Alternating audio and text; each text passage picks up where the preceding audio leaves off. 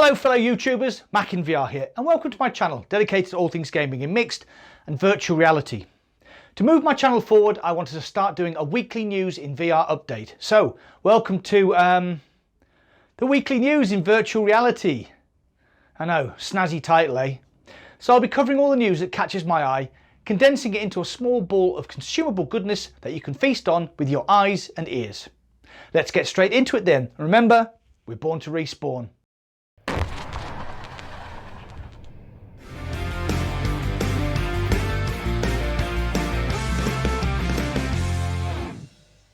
Hitman 3 is coming to PlayStation VR. For a proper Hitman geek like me, the ability to step into Agent 47's shiny shoes in VR is a dream come true.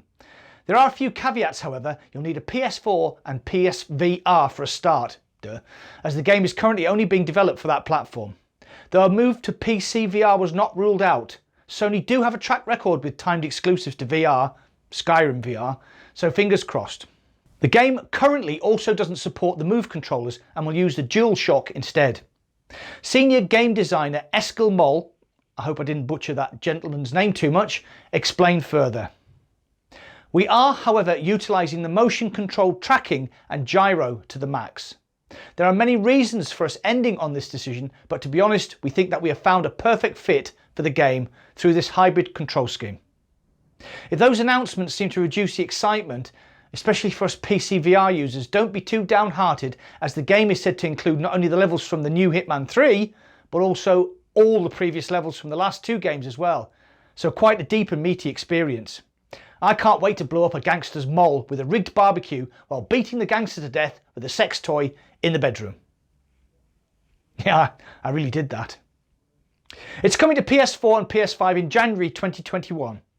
Might be time to invest in PSVR then. The controversy over the Onward version 1.8 update rumbles on, as PC VR players are encouraged to roll back to 1.7 if they are unhappy. Complaints about reduced graphical fidelity, gunshot sounds being quieter, the death animations of the enemy taking way too long, removal of maps from the base game, it all got a bit messy. Downpour Interactive have rolled a small patch out, version 1.8.2, to address some of the issues, and I'm pretty sure that Dante and the gang will get the game back on track as soon as possible. As a massive fan of the game, I've been playing on my Quest actually, so yeah, Onward does Minecraft. But I have found the game to be perfectly playable on Quest, plus with the freedom of untethered movement, I've managed to punch the walls a few times, trying to launch grenades. Oh well.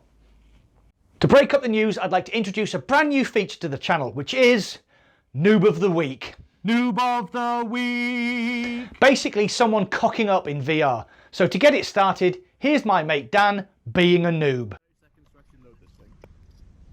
Look at this! It's like Noob City!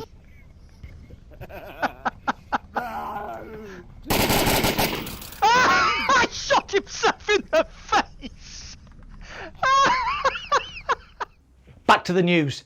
There's been another announcement regarding Star Wars Squadrons, the cross-platform space combat simulator in VR. Wow, even just saying it gives me shivers up and down my spine. If you grew up in the 70s like me, yes, I am old, so get over it, then Star Wars was a big part of your life, and the announcement that Star Wars Squadrons will support VR out of the box was a shock. A very happy shock though.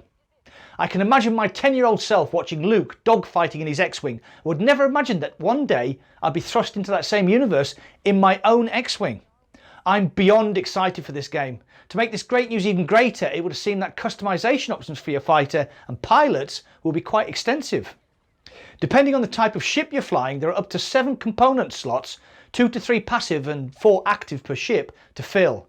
Primary weapons, auxiliaries, countermeasures, hull, shields, engines. So it looks like flying and fighting are going to be a balancing act of weapons, engines, shield and countermeasures. They are adding depth to make the game easy to learn but hard to master. The mark of a classic title. I hope they get this right, I really do. I've dug my HOTAS stick out of retirement and I've strapped on my iconic X-Wing pilot's helmet, and I'm currently foaming at the mouth waiting for the release of this game on the 2nd of October 2020. Microsoft have announced that VR is coming to its frankly amazing looking new flight simulator. But before you start foaming at the mouth in anticipation, there's a huge caveat. it will be a timed exclusive for Windows mixed reality headsets and the soon to be launched HP Reverb G2. So before you all storm off to Castle Microsoft with your pitchforks and flaming torches, it will release onto other platforms later, but no actual release date has been given. So if anyone from HP would like to send me a Reverb G2, it would be much appreciated. It's time for Anorak Corner, featuring Malcolm. Did you know the upcoming HP Reverb G2 is a collaboration between Microsoft and Valve?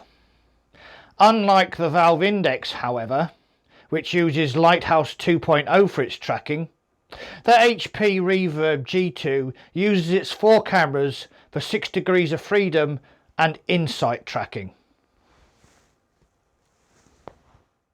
Phantom Covert Ops has received a free update in the challenge pack, which adds 5 new challenge maps. Loose Cannon, infinite grenade launch ammo, that sounds like fun. Powder Keg, all HVT's heads explode. Target Hunt will swap out enemies for cardboard cutouts, and Broadside will allow you to use the iconic SV54 on the target range. Last but not least is Unfathomable, which puts you in the time trial map, but your kayak controls are reversed. Mind-bending stuff. This update is live now, so go check it out. I've done a full review of this great paddle 'em up here,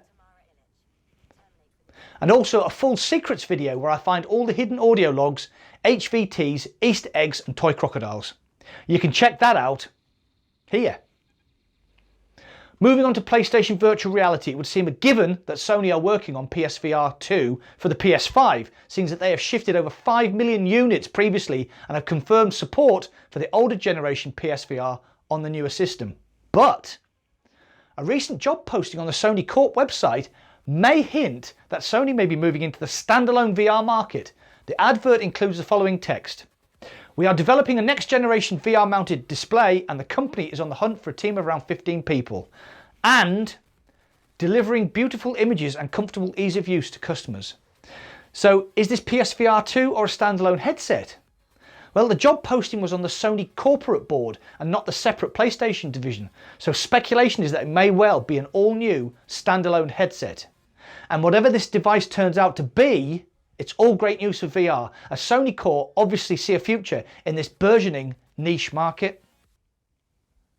My final story today is tinged with sadness. It's been 20 years since the release of the groundbreaking album Hybrid Theory by Linkin Park, and to celebrate this fact, the appropriately named Linkin Park Music Pack, containing 11 classic tracks, a new tunnel setting and lighting, has released for the eternally youthful Beat Saber. It will cost you $14 or £15 in the UK. As a rocker at heart, this pack makes me very happy and sad at the same time, as it has been more than 3 years since Chester Bennington took his own life. Rock in peace, brother.